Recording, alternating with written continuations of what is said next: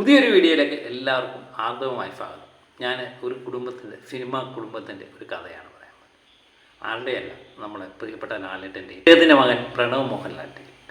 കാരണം ഒരു ആട്രിക് അടിച്ച കുടുംബം 50 കോടിയുടെ ആട്രിക് അച്ഛനും മകനും അടിക്കുന്നതാണ്. ലാലേട്ടനെ സംബന്ധിച്ച് 2025 അദ്ദേഹത്തെ സംബന്ധിച്ച് അദ്ദേഹം തൂത്തുവാരിയ ഒരു കൊല്ലമാണെന്ന് പറയാം. അദ്ദേഹത്തിൻ്റെ ഒത്തിരി പരാജയങ്ങൾക്ക് ശേഷം മലയാള സിനിമയുടെ വൻപൻ തിരിച്ചു വരാതെ ഏകദേശം 500-600 കോടിക്ക് മുകളിലാണ് അദ്ദേഹത്തിൻ്റെ ഈ കൊല്ലത്തെ കളക്ഷൻ. ഇനിയും ചിത്രങ്ങൾ ഇറങ്ങാനുണ്ട്. അദ്ദേഹത്തിൻ്റെ ചിത്രങ്ങളെപ്പറ്റി നമ്മൾ എടുക്കുകയാണെങ്കിൽ പൃഥ്വിരാജ് സുകുമാരനുമായി അദ്ദേഹം ഒന്നിച്ചപ്പോൾ ഏകദേശം 325 കോടിയാണ് ടോട്ടൽ ബിസിനസ്സായിട്ട് ആ ചിത്രം നേടിയത്. വേറെ ഒന്നുമല്ല, എമ്പുരാൻ എന്ന ചിത്രം. അത് ആദ്യ ദിനം തന്നെ ഏകദേശം 60 കോടിക്ക് മുകളിൽ കളക്ട് ചെയ്തു. വമ്പൻ ഹിറ്റടിച്ച ഒരു ചിത്രമാണ്. രണ്ടാമതിറങ്ങിയ തുടരും എന്ന ചിത്രം ഒരു കൊച്ചി ചിത്രമാണ്. അത് ഏകദേശം 240 കോടിയോളം അടിച്ചു. ടോട്ടൽ ബിസിനസ് നോക്കുമ്പോൾ 250 കോടി കടന്നു എന്നുള്ളത് ഏകദേശം ഉറപ്പാണ്. കേരളത്തിൽ നിന്ന് മാത്രമായി ആദ്യത്തെ 100 കോടി അടിക്കുന്ന ചിത്രവുമായിട്ട് ഈ തുടരും എന്ന ചിത്രം മതി. അതിനുശേഷമാണ് ലോക എന്ന ചിത്രം വരുന്നത്.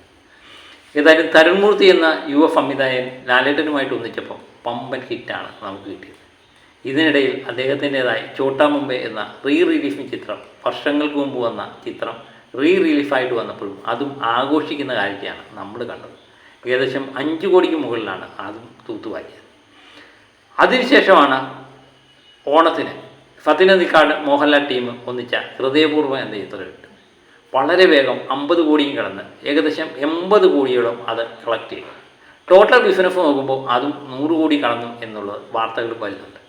ഏതായാലും 80 കോടി തന്നെ കണക്കൊക്കെയാൽ മതി. മറ്റുള്ളവരുടെ ചങ്കിടിപ്പ് കൂട്ടുന്നത് നമുക്ക് ഇഷ്ടമുള്ള കാര്യമല്ല. അതുകൊണ്ടാണ്. അതിനിടയിലാണ് റിലീഫിംഗ് ചിത്രമായ രാവണപ്രഭു എന്ന ചിത്രം വരുന്നത്. പഴയ രഞ്ജിത്തും മോഹൻലാലും മംഗലശ്ശേരി നീലകണ്ഠനും കാർത്തികേയനും ഒക്കെ ഒന്നിച്ച് വന്നപ്പോൾ നമ്മൾ തിയേറ്റർ ആറാടുകയായിരുന്നു. അതും ഏകദേശം 5 കോടിക്ക് മുകളിൽ നേടി.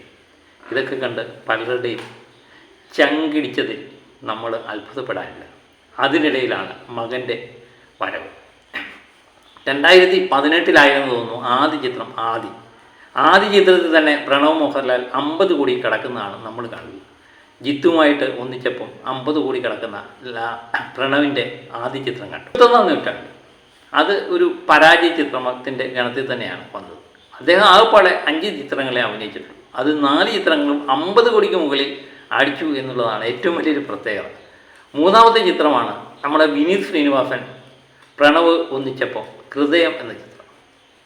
റൊമാൻസിൻ്റെ വേറെ തലം കണ്ട ചിത്രമാണ് ഹൃദയം എന്ന ചിത്രം.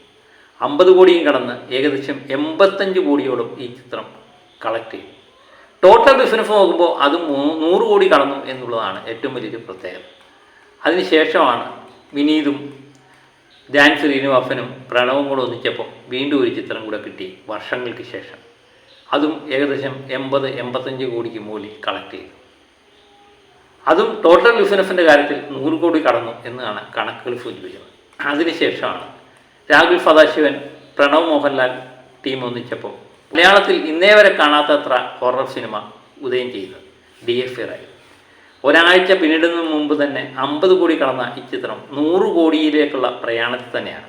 അത് 100ഉം 150ഉം കോടി എത്തട്ടെ എന്ന് നമുക്ക് ആത്മാർത്ഥമായിട്ട് ആഗ്രഹിക്കാം. അങ്ങനെയാണ് അച്ഛൻ്റെയും മകൻ്റെയും കഥ.